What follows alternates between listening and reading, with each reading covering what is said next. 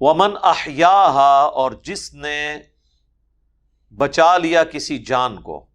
یہاں پہ مسلمان کی بات نہیں ہو رہی، جان کی، کسی بھی انسان کی جان. فَكَأَنَّمَا أَحْيَا النَّاسَ جَمِيعًا، تو گویا اس نے پوری کی پوری انسانیت کو بچا لیا. ظاہر ہے جناب پوری انسانیت ہی بچ گئی نا ایک انسان کو بچانے سے، اس کی پوری نسل بچ گئی. دوسرا ایک ٹرینڈ آپ نے سیٹ کیا کہ انسان کی جان کی قدر ہے. اسی لیے سورہ البقرہ میں ہے وَلَكُمْ فِي الْقِصَاصِ حَيَاةٌ يَا أُولِي الْأَلْبَابِ، اے عقل مندو قصاص میں انسانیت کی زندگی چھپی ہوئی ہے. یعنی قتل کے بدلے قتل کرواؤ. یعنی لواحقین کو یہ اجازت تو دی گئی کہ وہ مقتول کہ وہ رسا کی حیثیت سے قاتل کو معاف کر سکتے ہیں، لیکن اسے ڈسکریج کیا گیا اور کہا گیا کہ قصاص میں انسانیت کی زندگی ہے. قتل کے معاملے میں معافی کی روش نہیں ہونی چاہیے. باقی گناہوں میں آیا کہ ٹھیک ہے کسی نے آپ کا حق مار لیا، آپ اسے معاف کر دیں، اللہ بدلہ دے گا. قتل کے بارے میں کہا نہیں چھوڑنا. اور اللہ تعالیٰ ہمارا جس نے ایک انسان کو بچایا اس نے پوری انسانیت کو بچا لیا. یہ وہ آیت کا ٹکڑا ہے جو آپ کے ہاسپٹلز کے باہر لکھا ہوتا ہے. اور ڈاکٹرز اپنے آپ کہتے ہیں ہم مسیح ہیں، چور اور ٹھگ تے ڈاکو ہو تسی الا ماشاء اللہ. ڈاکٹرز کہتے ہیں جناب انجینئر صاحب چونکہ انجینئر ہیں اس لیے شاید ہم سے جیلسی رکھتے ہیں. ایسا نہیں ہے میرے بھائی. آپ اپنے طبقے کے شریف ڈاکٹروں سے پوچھ لیں جو کچھ ہم ڈاکٹروں کے بارے میں کہتے ہیں کیا ایسا نہیں ہے؟ کیا اکثریت ایسی نہیں ہے؟ کیا آپ لوگ اپنے وہ جعلی عمرے اور دوسرے ملکوں کے وزٹس کی خاطر 100 روپے کی دوائی ہزاروں روپے میں نہیں لکھ دیتے اسی فارمولے میں مہنگی کمپنیوں کی، صرف اس لیے کہ وہ کمپنی آپ کو کھلاتی ہیں؟ جو یہ ہمارا سسٹم چل رہا ہے یہ میڈیکل ریپ والا، کیا آپ یہ لوگ نہیں کرتے ہیں؟ حرام کے پیسوں پہ عمرے کرنے گئے ہوئے ہوتے ہیں. وہ جی گفٹ ہے، گفٹ ضرور لیں لیکن آپ فارمولہ لکھ کے دیں، دوائی نہ لکھ کے دیں. جس طرح باہر کے ملکوں میں ہوتا ہے ڈاکٹر تو دوائی نہیں لکھتا، وہ صرف سمٹمز بتاتا ہے، پھر فارماسسٹ جو ہے نا وہ لکھتا ہے کہ ہاں جی اس کو یہ سالٹ چاہیے یہ ٹھیک ہو جائے گا. اور یہ آپ ڈاکٹرز کے پاس اگر آپ ڈاکٹرز آپ کو دوائی مہنگی لکھ بھی دیں نا پریشان نہ ہوا کریں، سیدھا ہے میڈیکل سٹور پہ، ان کے پاس ایک بک پڑی ہوئی ہوتی ہے، اس دوائی کا سالٹ ان کو بتائیں کون سا ہے. آپ عام آدمی بھی جو تھوڑی سی انگریزی پڑھ سکتا ہے وہ سالٹ میچ کرے، آپ کو 20 دوائی مل جائے گی. آپ حیران ہوں گے کہ 400 روپے کا کیپسول آپ کو 10 روپے میں مل جائے گا اسی سالٹ کے اندر. وہ 400 روپیہ اپنے برانڈ کا لے رہا ہوگا کیونکہ اس نے 400 میں سے 300 روپیہ ڈاکٹر کو یا 200 روپیہ کھایا ہوگا، 100 روپیہ اپنی جیب میں ڈالا ہوگا، اس لیے وہ 400 قیمت ہوگی. چند ایک دوائیاں کریٹیکل ہو سکتی ہیں جو مہنگی کمپنیوں کی ضروری ہیں، ادروائز ہو سکتا ہے یہاں پہ کسی حافظہ اللہ کسی دامن برکاتہم عالیہ نے نہ بنائی ہو، الٹا کھانے الٹا ہی ہوتا ہے تو کوئی ریئیکشن ہو جائے، یہ بھی چانس ہوتے ہیں، اس لیے بھی لوگ مہنگی دوائیں لیتے ہیں. اور بعض لوگ جب تک مہنگی دوائی نہ ان کو آرام بھی نہیں آتا کیونکہ نفسیاتی طور پہ وہ مانتے ہی نہیں کہ یہ دوائی ہے، یہ بھی ہو جاتا ہے. تو یہ ڈاکٹرز کیا کر رہے ہوتے ہیں؟ مشورہ فیس 1000 روپیہ 5000 روپیہ 10,000 روپیہ مشورے کا. ہم نے تو ایسے بھی لوگ دیکھے ہیں جو 50 روپے فیس لیتے ہیں، ان کے پاس سینکڑوں لوگ روزانہ آتے ہیں. بھائی وہ بھی تو کھا ہی رہے ہیں. یہی وجہ آپ دیکھیں یہ کروڑوں کماتے ہیں، ان کی اولادیں ان کو کتے کی طرح ٹریٹ کرتی ہیں، ان کی تعفن زدہ لاشیں چھوڑ کے وہ چلی جاتی ہیں، ان مرے ووں کے وہ انگوٹھے لگواتے ہیں ان سے ہتھیار، کیونکہ حرام کے پیسے پہ انہوں نے ان کو پرورش کی بھی ہوتی ہے نجائز لوگوں کے ساتھ. آپ کو پتا پچھلے دنوں ہاسپٹلز کے بارے میں آیا تھا، کرونا کی وجہ سے جو لوگ مرے تھے یا نہیں مرے تھے اس کھاتے میں ڈال کے وہ ڈاکٹر جو ہے لاشیں والے نہیں کرتے تھے، اتنے لاکھ لا کے رکھو تب لاش دیں گے. تو اب ظاہر ہے عزت بیزتی کا مسئلہ لوگوں کا بن جاتا ہے، اتنے ظالم ہوتے ہیں. بھائی جو جینون خرچہ بنتا ہے وہ آپ لیں، اور اس کے لیے حال یہی ہے کہ گورنمنٹ سارے میڈیکل سیٹ اپ کو اپنے انڈر لے. اگر یہ پرائیویٹ ہاسپٹلز کے اوپر پرائیویٹ ڈاکٹرز کے اوپر چھوڑ دیں گے تو وہ تو آپ کی چمڑی اتاریں گے. وہ تو ایسے ظالم ہے کہ وہ پریکٹس تو کرتے ہیں سرکاری ہاسپٹلز میں لیکن شام کو مریضوں کو اپنے کلینک پہ بلا لیتے ہیں، حالانکہ انہیں پتہ ہے کہ کوئی اتنا بڑا مسئلہ نہیں ہے، اور دنیا جان کا ٹیسٹ لکھ کے دے دیتے ہیں، تجربے کرتے ہیں، دوائیاں ایسی ایسی لکھ کے دیتے ہیں ان کو کہ تاکہ پہلے ان کا معدہ خراب ہو پھر معدے کی دوائیاں ان کو دیں. تکلیف پتے کی ہوتی ہے دوائی معدے کی لکھ دیتے ہیں، اور وہ 10-10 سال کھلاتے رہتے ہیں. پتا تو پھر اینڈ پہ پتا بھی نکلتا ہے، میدا بھی فارغ ہو جاتا ہے، اور ڈیلائسس پہ بھی بندہ چلا جاتا ہے. یہ تو مطلب ہمارے سامنے کئی کیسز ہیں. مجھ سے تو کوئی بھی میڈیکل ایشو ڈسکس کرے تو میں اس کے سامنے رکھتا ہوں، بھائی یہ بھی ہو جاتا ہے، اس میں یہ بھی ہو جاتا ہے، یہ بھی ہو جاتا ہے. جن جن تجربوں سے کم از کم ہم گزر کے یعنی میچور ہوئے ہیں، کم از کم تمہیں تو ان تکلیفوں سے نہ گزرنا پڑے. اور یہ آیت بار لکھی ہوتی ہے، جس نے ایک جان کو بچایا اس نے انسانیت کو بچا لیا. اور بچانے کے لیے کوئی نہیں بیٹھا ہوتا. وہ ایک جان جو بچا رہے ہوتے ہیں وہ اپنی جان بچا رہے ہوتے ہیں، یعنی آپ سے پیسے ہتھیا کے، اور عوام پہ ظلم کر رہے ہوتے ہیں. لیکن اگر آپ جناب گوروں کے ملکوں میں چلے جائیں جناب، وہاں آپ کو انسانیت کی قدر، جانوروں کی قدر بھی نظر آئے گی. واقعی وہ لوگ تن من دھن لگا دیتے ہیں بندوں کو بچانے کے لیے. ادھر کیا کچھ نہیں کرتے ہیں.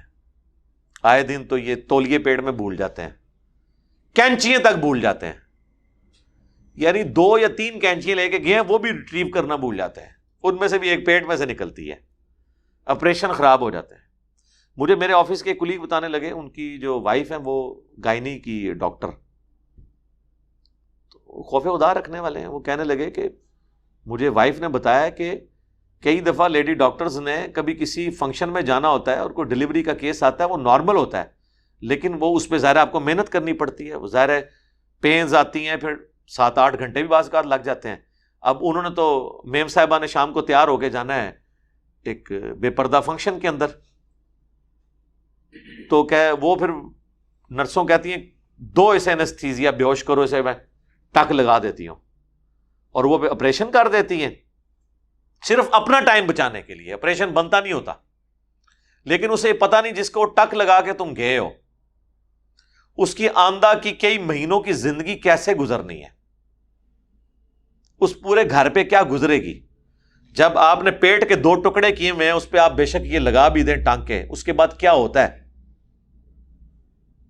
وہ عورت بیچاری گھر کے کام کس طرح مینج کرے گی، اس کے اگر چھوٹے چھوٹے بچے ہیں اس کو کیسے مینج کرے گی، کپڑے دھونا، کھانے پکانے کے معاملات، اور پھر ہر وقت یہ بھی دھڑکا لگا رہے کہ ان زخموں کے اندر پیپ نہ پڑ جائے، اور اکثر اوقات پیپ پڑ جاتی ہے، پھر اس کی صفائی کرانا. کئی بار پھر وہ صفائی کرنے میں زخم اتنا خراب ہوتا ہے کہ اس عورت کی ڈیتھ بھی ہو جاتی ہے.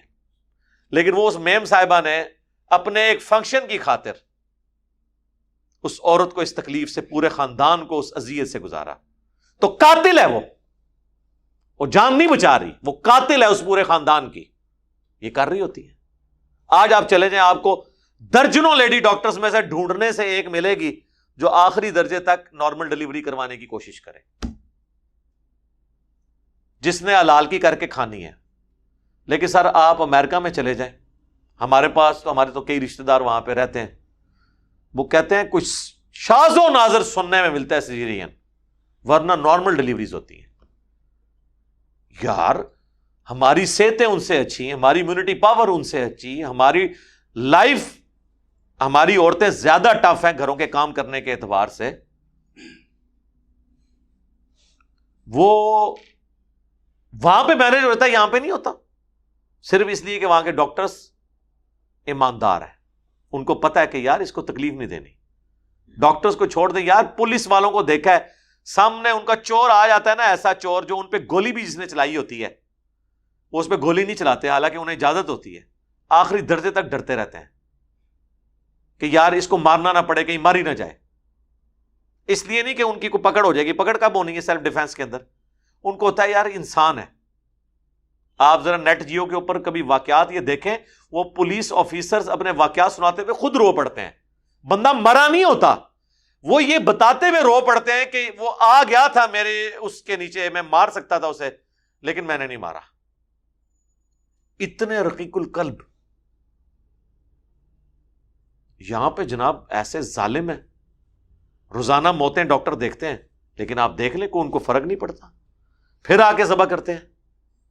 اپنی سامنے ڈیتھس دیکھ رہے ہوتے ہیں، اور انہی ہاسپٹلز کے اندر وہ نرسوں کے ساتھ، باقی جو کوئی غریب عورتیں آ جائیں ان کے ساتھ اپنے افیئر چلا رہے ہوتے ہیں. انسان موت کو اتنے قریب سے دیکھے تو انسان کو تو حیا آ جانی چاہیے، اور آتی ہے. میں نے خصوصاً فوج کے اندر تو بہت لوگوں کو دیکھا ہے جو بارڈروں پہ گئے ہیں نا، پکے مسلمان ہو کے واپس آئے ہیں. یہ ابھی ایک جیو پہ پروگرام چلا تھا کیپٹل ٹاک میں نا، منیف فاروق جیلم سے ہی ہیں آج کل، وہ کیپٹل ٹاک کر رہے ہیں. تو اس 6 ستمبر کے اوپر انہوں نے ایک شہید کے گھر والوں کا انٹرویو کیا. ان کے والد صاحب بھی کرنل پنڈی میں، اور ان کا بیٹا جو ہے وہ کیپٹن تھا، وہ شہید ہوا. تو اس کی وہ تصویریں دکھا رہے تھے جب وہ کیپٹن بنا ہے، کلین شیو اور بڑا، اور جب وہ شہید ہوا ہے اس کی داڑھی تھی ماشاءاللہ. بارڈر پہ جب بندہ جاتا ہے اور پتہ ہے جب آپ ایک دن پہلے اکٹھے بیٹھ کے 4-5 دوست روٹیاں کھا رہے تھے اور آپس میں مذاق کر رہے تھے، اگلے دن آپ اس کے گوشت کے ٹکڑے اٹھا رہے ہوتے ہیں اپنے ساتھی کے. ظاہر ہے جی بارودی سرنگوں میں جب بندے مرتے ہیں، خودکش حملوں میں مرتے ہیں، تو وہ تو پوری لاش بھی نہیں ملتی. تو سر بڑے بڑے لوگوں کو آخرت یاد آ جاتی ہے. اس لیے آپ دیکھتے ہیں جتنے لوگ پھر بارڈروں پہ جاتے ہیں نا، پہلے تو بڑے وہ ڈیشی قسم کے ہوتے ہیں، لیکن جو وہ وقت اپنا گزارتے ہیں، داڑھی آ جائے گی، شرافت آ جائے گی، متانت آ جائے گی، موت کو قریب سے دیکھتے ہیں. اور خصوصاً جب ریٹائر ہوتے ہیں نا، وہ تو زیادہ تر میں نے سب سے زیادہ عام فورسز میں لوگ دیکھے ہیں وہ دین کی طرف آ جاتے ہیں. اس کی ریزن یہ نہیں ہے کہ وہاں کو ماحول بہت زیادہ مذہبی ہے. ضیاء الحق کے بعد کافی مذہب کی طرف ہے جھکاؤ. اصل چیز ہے موت جب آپ قریب سے دیکھ لیتے ہیں نا، تو مسلمان جب موت کو قریب سے دیکھتا ہے نا، تو کسی بھی وقت وہ ٹریگر ہو جاتا ہے اور آخرت کے ساتھ اورینٹڈ ہو جاتا ہے. لیکن مجھے ڈاکٹروں پہ آتا ہے کہ یار تم تو روزانہ لاشیں دیکھتے ہو، تمہیں کوئی خوف خدا نہیں آتا. اور آیتیں تم لوگوں نے باہر یہ لکھ کے لگائی ہوئی ہیں، وَمَنْ أَحْيَاهَا فَكَأَنَّمَا أَحْيَا النَّاسَ جَمِيعًا. جس نے ایک انسان کو بچایا اس نے پوری انسانیت کو بچا لیا. اور جب کوئی ان کو سمجھاتا ہے کہتے ہیں نہیں دیکھیں جی ہمیں ٹارگٹ کر لیا انہوں نے. اگر آپ ایسا کرتے ہیں اور آپ کو کوئی سمجھا رہا ہے تو وہ آپ کے ساتھ خیر خواہی کر رہا ہے. خدا کے لیے آپ کے اوپر بھی یہ برا وقت آ سکتا ہے. اور کئی ڈاکٹرز کی آپ کو سٹوریاں پتہ چلی ہیں نا، ان کے اپنے بچے ایکسیڈنٹ میں، زندگی موت کی کشمکش میں ہے، اور جناب پبلک اٹھا کے لائی ہے. انہوں نے کہا جی پہلے پیسے لا کے رکھو پھر علاج کریں گے. انہوں نے کہا اب یہ پتہ ہی نہیں ہے کون بندہ ہے. انہوں نے ان بچوں کو دیکھنا بھی گوارا نہیں کیا کہ دیکھ لیں ہمارا بچہ ہی نہ ہو، اور بچے مر گئے اور پوری زندگی پھر وہ ڈاکٹر پاگل ہو گئے. ان کو سزا ملی نا، حالانکہ ان کے پاس اتنا پیسہ ہے کہ یہ کسی غریب آدمی کا مفت بھی علاج کر سکتے ہیں. کئی ڈاکٹرز ہیں ابھی بھی دیکھیں، وہ ان کے پاس آپ مریض لے جائیں، وہ کہتے ہیں یار پیسے بعد میں دیکھیں گے، ابھی فی الحال اس کا علاج کرنا ہے ہم نے. اور پھر وہ بعد میں کہتے ہیں نہیں ہے یار ٹھیک ہے ہم زکوٰۃ فنڈ میں سے اسے ایڈجسٹ کر دیں گے. لیکن یہ نہیں ہے کہ ظلم کریں. آپ شوکت خانم میں چلے جائیں، کروڑوں روپے کا علاج لوگوں کا مفت ہو رہا ہوتا ہے، کوئی کسی کی سفارش نہیں ہے، بس آپ ڈیزرونگ ہیں جائیں، آپ کو وہ ہینڈل کریں گے.